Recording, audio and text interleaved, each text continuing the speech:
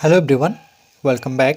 Study ম্যাথমেটিক্সে প্রত্যেকে স্বাগত জানিয়ে পঞ্চম শ্রেণী থেকে পাঠ 16 পৃষ্ঠা নং 185 ভিডিও পাঠ নং 8 করব।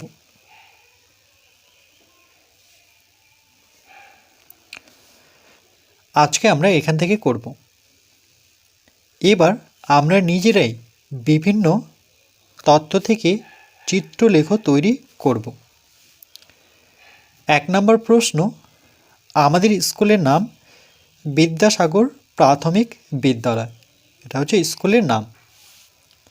এটি মেদিনীপুর জেলার বীরসিংহ গ্রামে অবস্থিত, অর্থাৎ মেদিনীপুরে অবস্থিত। এবারের শীতের ছুটিতে আমরা একটা বনভোজনের ব্যবস্থা করেছি। বনভোজন বলতে এক ধরনের পিকনিক, যেটা আমরা সাধারণত জানি, বা আনন্দভোজ বিশেষ, বা বলতে পারি সহজ বা উপযোগ্য কোনো কিছু সবাই মিলে একসাথে কোনো কিছু ভোজন করাকে আমরা বনভোজন বলবো। আমরা ঠিক করেছি সেখানে গিয়ে ফাঁকা মাঠে বসে চারিদিকে দৃশ্য দেখে যেমন খুশি আঁকব, পরে সেগুলোর প্রদর্শনীর আয়োজন করব। প্রতি শ্রেণী থেকে কতজন ছাত্র বনভোজনে যাবে তার তালিকা তৈরি করলাম। শ্রেণী: প্রথম শ্রেণী, দ্বিতীয় শ্রেণী, তৃতীয় শ্রেণী, চতুর্থ শ্রেণী আর পঞ্চম শ্রেণী।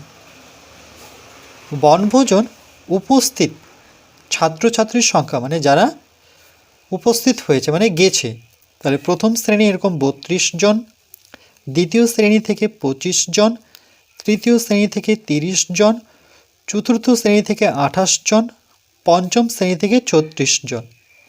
আমরা উপরের তথ্য থেকে এই যে একটা আমরা এগুলোকে তথ্য বলবো।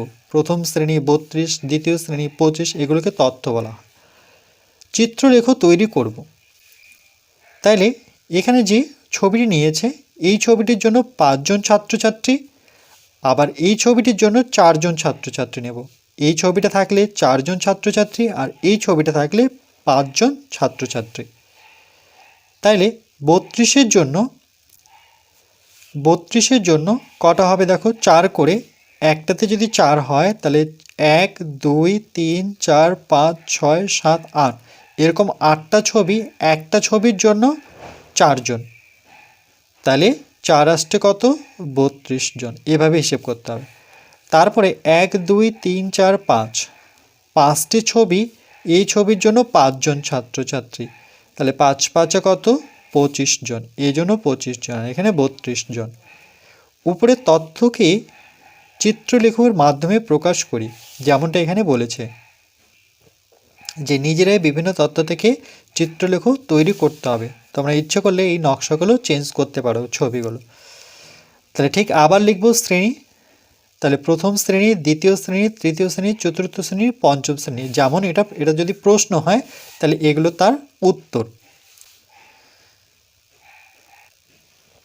এবার বনভোজনে উপস্থিত ছাত্রছাত্রীর সংখ্যা, তাহলে ঠিক একইভাবে লিখব বনভোজনে ছাত্রছাত্রীদের সংখ্যা বা উপস্থিত ছাত্রছাত্রীদের সংখ্যা।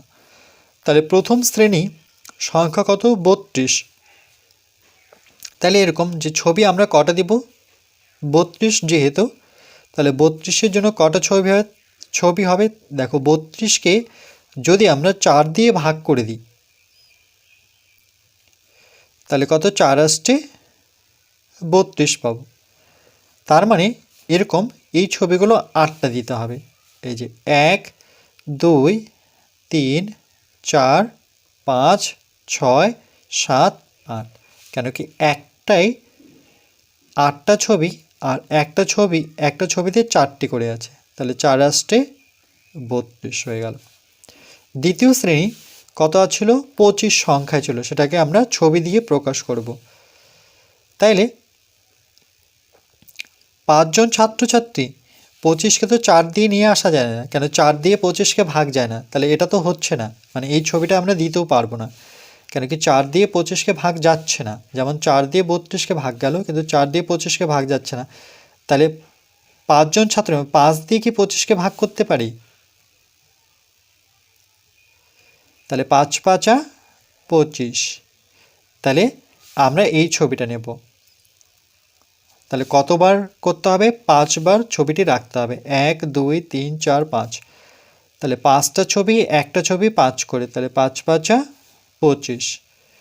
এবার দেখো পরেরটা, 30কে কিন্তু 4-এর ঘরে নামাতে পাওয়া যায় না, তাহলে 4 দিয়ে তো ভাগ যাচ্ছে না 30কে, তাহলে 30কে আমরা ভাগ করব 5 দিয়ে, মানে যেটা দিয়ে ভাগ যাবে সেটাই হবে, সেই ছবিটি দিতে হবে। 5 দিয়ে যেহেতু 30কে ভাগ যায়, তাহলে 5 6 কত? 30, ভাগ গেল।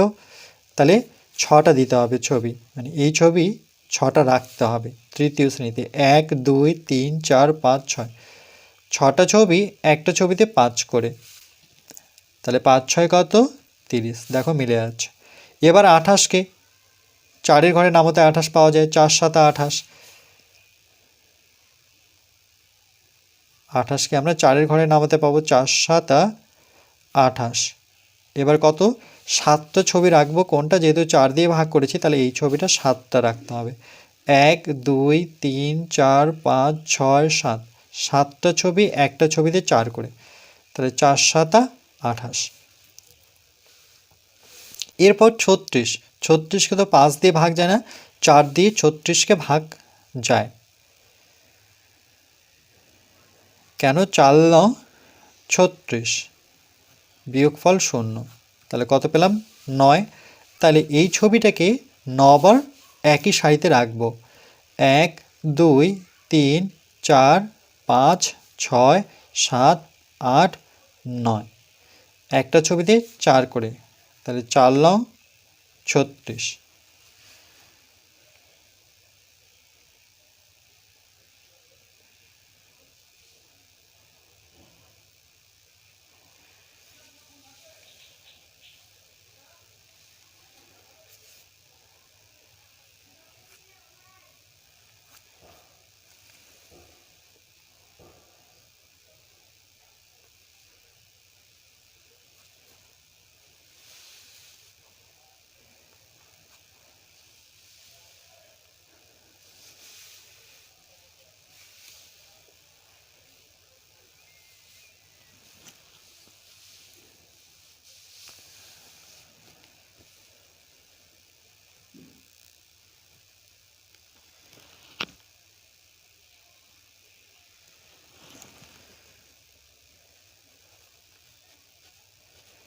এরপর পরবর্তী পার্ট নাম্বার 9 আমরা